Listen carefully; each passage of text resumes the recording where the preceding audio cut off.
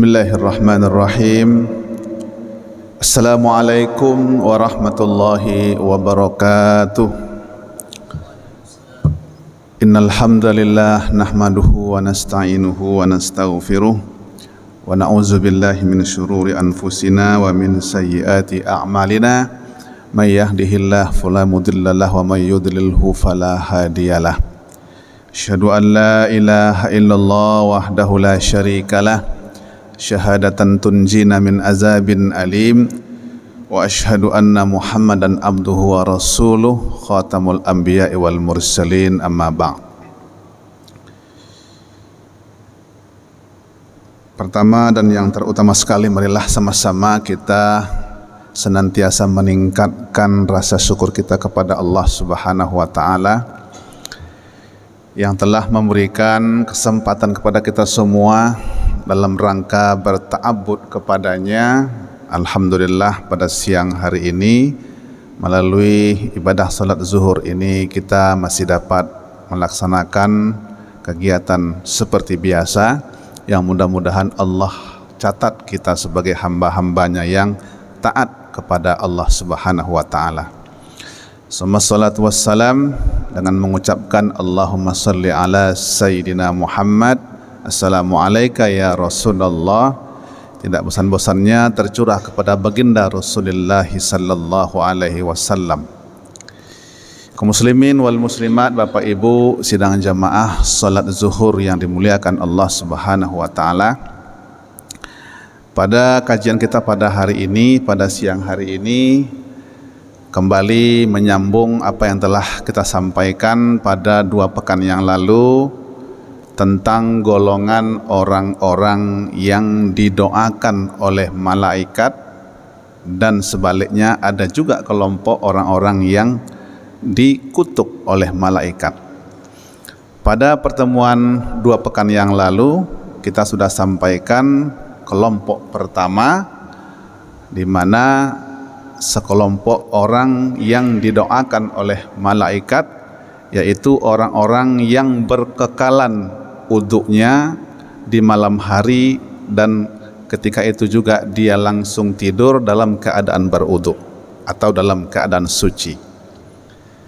Pada kajian hari ini kita akan menyambung kembali di mana kelompok kedua, orang-orang yang didoakan oleh malaikat Allah. Tentunya ini sangat luar biasa, karena doa manusia saja kita cari kemana-mana. Ada orang yang barangkali doanya mustajab, seorang guru, seorang kiai kita minta berkah, minta doakan.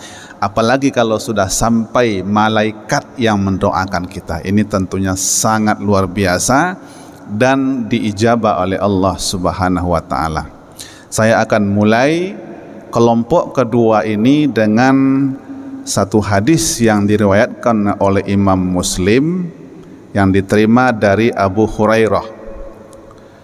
Hadisnya yang berbunyi, ahadukum ma qa'ada yantazirus salati fi salatin ma lam yuhdis tad'u lahul malaikah Allahumma ighfir lahu Allahumma arhamhu. Artinya, di antara orang-orang yang berbahagia dengan permohonan ampun dan doa para malaikat adalah seorang hamba, seorang umat manusia, mudah-mudahan kita di dalamnya, adalah di mana mereka sengaja duduk masuk ke dalam masjid untuk menunggu masuknya waktu sholat. Saya yakin mudah-mudahan Bapak Ibu semua yang hadir pada salat zuhur ini hendaknya termasuk di dalam golongan ini, karena kita sudah duduk sejenak menunggu masuknya waktu salat zuhur. Tentunya ini perbuatan yang tidak berat, tidak memerlukan energi, tidak memerlukan modal yang banyak, akan tetapi perlu bagi kita adalah ikhtiar dan upaya untuk datang ke rumah Allah ini, datang ke masjid, mengambil udhu, kemudian masuk ke dalam masjid, menunggu sesaat masuknya waktu sholat. Ternyata kelompok seperti ini didoakan oleh malaikat. Apa doanya? Allahumma ghfir lahu, ya Allah ampunilah dia. Kemudian tidak cukup sampai di situ, malaikat juga menyambung doanya, Allahummarhamhu, ya Allah rahmatilah dia dengan kasih sayangmu. Kaum muslimin wal muslimat sidang jamaah zuhur yang dimuliakan Allah Subhanahu wa taala, betapa kecilnya perbuatan ini, betapa mudahnya, akan tetapi ternyata tidak semua orang bisa melaksanakan ini dengan baik. Betapa banyak saudara-saudara kita di luar sana yang begitu amat sibuknya mempertahankan atau memperhitungkan waktu-waktunya untuk mengejar dunia. Dia tidak mau ketinggalan dengan barangkali sedikit dari keuntungan daripada perniagaannya, menunggu dagangannya, menunggu pekerjaannya belum selesai. Dan kalau kita ingin bertanya, kapan pekerjaan itu akan selesai? Kapan perniagaan itu akan selesai? Tetapi ingatlah kaum muslimin wal muslimat sidang jamaah zuhur yang dimuliakan Allah, ini pekerjaan yang tidak membutuhkan, sekali lagi, tidak membutuhkan modal yang banyak, tidak membutuhkan kerja keras, peras keringat banting tulang. Kita keluar dari tempat kerja kita, datang ke masjid dalam keadaan berwudu, duduk sejenak menunggu masuknya waktu. Subhanallah, para malaikat mendoakan kita. Apa arti daripada sholawat? Karena dalam judul buku yang kita bahas ini, di situ disebutkan man tusalliya alaihimul malaikah, orang-orang yang bersolawat malaikat kepadanya. Arti solawat malaikat ini adalah ternyata doa yang disampaikannya kepada orang-orang yang dikehendaki oleh Allah Subhanahu wa taala. Nah, dalam kesempatan yang lain ternyata kelompok atau kondisi orang-orang seperti ini yang sudah mampu datang ke masjid dalam keadaan berwudu, kemudian dia masuk ke masjid menunggu sejenak masuknya waktu. Nah, oleh Imam Ibnu Khuzaimah dalam riwayatnya mengatakan orang yang akan mendapatkan atau yang didoakan oleh malaikat pada kelompok ini ada dua syaratnya. Nah, tidak begitu saja. Syarat yang pertama, kata Ibnu Khuzaimah di dalam riwayatnya itu, yang pertama dipastikan bahwa orang-orang itu dalam keadaan berwudu suci. Ini pasti, karena ngapain kita masuk ke dalam masjid kalau tidak dalam keadaan suci, karena ini rumah Allah. Tetapi barangkali ada saja kelompok-kelompok di luar sana yang memang sengaja iseng masuk ke masjid dan dia mungkin tidak mengerti tata cara bagaimana cara berwudu bersuci sebelum masuk ke masjid. Mungkin ada saja, tetapi ini perlu kita hindari. Jangan sampai kita masuk ke dalam masjid dengan maksud dan tujuan untuk melaksanakan sholat tetapi tidak berwudu, tidak dalam keadaan bersuci.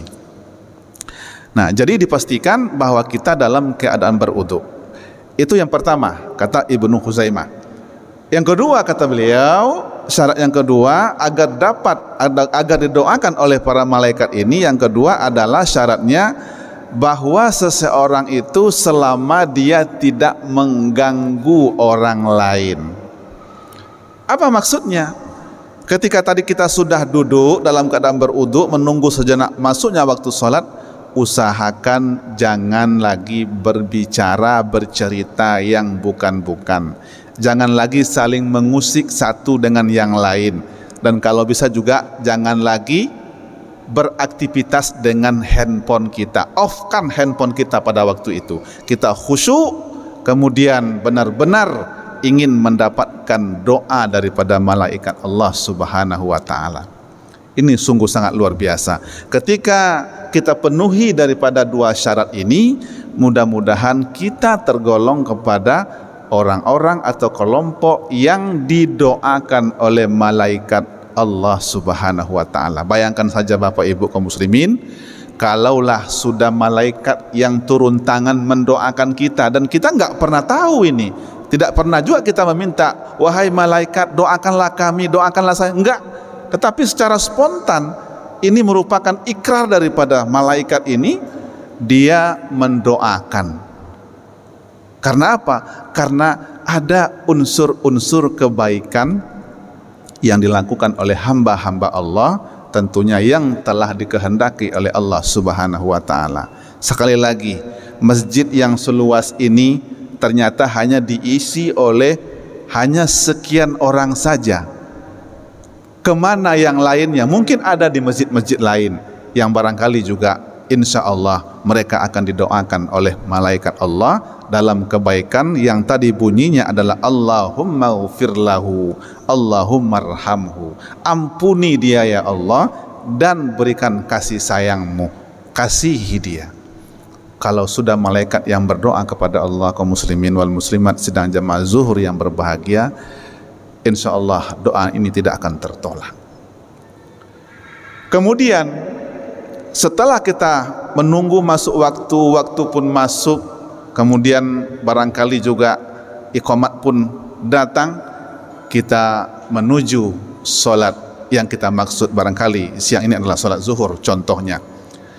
Kelompok ketiga, karena ini kelompok kedua yang termasuk golongan orang yang didoakan malaikat. Kelompok ketiga adalah orang-orang yang duduk di saf yang paling depan ketika dia melaksanakan sholat. Maka jangan keliru, ada sebagian kita dan bahkan kebanyakan kaum muslimin ini mencari saf-saf yang paling belakang, yang paling pojok.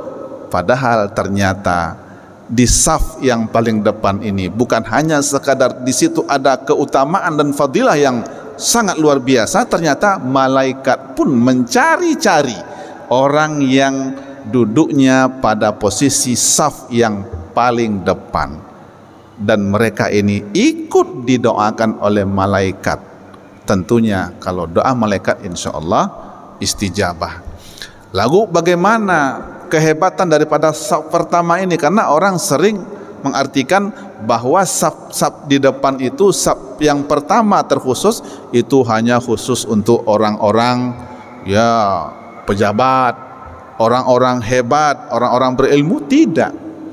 Selama kita mampu untuk mencapai sampai pada saf yang pertama itu, upayakan bahwa kita adalah bahagian di dalam saf pertama itu. Dan ini disebutkan dalam beberapa riwayat, ada 3 kalimat yang disampaikan oleh Rasulullah SAW. Yang pertama bunyinya, innallaha wa malaikatahu yusalluna ala saffil awal. Sesungguhnya Allah dan para malaikatnya bersalawat kepada orang-orang yang ada di saf pertama. Ini saffil awal ini sudah jelas adalah benar-benar saf yang pertama yang ada dalam masjid ini. Itu pengertian pertama. Jadi tolong diingat bahwa Allah dan para malaikat berselawat dalam tanda kutip adalah mendoakan, mencurahkan rasa kasih sayang Allah kepada kita. Kemudian dalam hadis yang lain, dalam lafaz yang lain, dalam riwayat yang lain disebutkan, innallaha wa malaikatahu yusalluna ala sufufil ula. Allah dan malaikatnya juga berselawat dalam artian mendoakan kepada orang-orang yang ada di saf yang terutama, terdepan. Kalau tadi sudah disebutkan safil awal itu saf pertama. Kalau sudah penuh, macam mana lagi caranya untuk memberikan atau mencari keutamaan itu? Masuklah kita pada saf yang kedua setelah saf yang pertama. Akan tetapi Bapak Ibu kaum muslimin wal muslimat sedang jamaah zuhur yang berbahagia, keutamaan saf yang pertama itu justru jauh lebih baik daripada saf-saf berikutnya. Dan kalimat yang ketiga disampaikan, innallaha wa malaikatahu yusalluna ala as-sufufil mutaqaddimah. Allah dan para malaikatnya juga bersolawat mendoakan kepada siapa saja yang berupaya untuk menggapai atau duduk pada saf terdepan. Apa artinya? Diurutlah. Kalau saf pertamanya sudah penuh, masuk pada saf kedua. Kalau saf keduanya sudah penuh, masuk saf yang ketiga, dan seterusnya. Itulah arti daripada alas sufufil mutaqaddimah. Maka ikhtiar kita, mari kita berupaya untuk senantiasa dapat mencari tempat yang paling utama daripada keutamaan-keutamaan yang ada. Kalau saf yang pertama itu jauh lebih baik daripada saf kedua, kenapa kita harus pilih pada saf yang kedua? Dan begitulah seterusnya. Dan inilah kaum muslimin wal muslimat sedang jamaah zuhur yang dimuliakan Allah Subhanahu wa taala, suatu pekerjaan yang paling ringan yang tidak memerlukan modal dan kerja keras, ternyata di dalamnya ada andil yang sangat luar biasa, yaitu para malaikat, dan bahkan Allah pun juga mendoakan kita agar mendapatkan keampunan dan juga diberi rahmat oleh Allah Subhanahu wa taala. Cukup demikian yang dapat saya sampaikan, mudah-mudahan bermanfaat. Usikum wa nafsi bitaqwallah. Subhanakallahumma wa bihamdika asyhadu an la ilaha illa anta astaghfiruka wa atubu ilaik. Wassalamualaikum warahmatullahi wabarakatuh.